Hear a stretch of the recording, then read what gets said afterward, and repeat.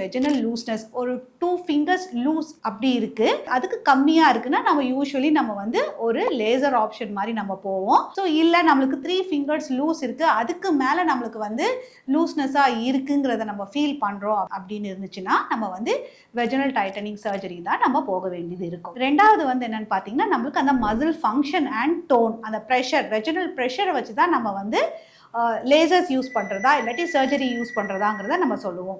நிறைய பேத்துக்கு பார்த்தீங்கன்னா அந்த டெலிவரி ஆனதுக்கப்புறம் அவங்களுக்கு வந்து ஒரு ஹார்மோன் சேஞ்சஸ்னால மசிலே வந்து லிவேட்டர் ஆனை மசிலே வந்து அவங்களுக்கு வந்து ரொம்பவே டேர் ஆகிடும். அது பேர் வந்து லிவேட்டர் ஆனை மசில்.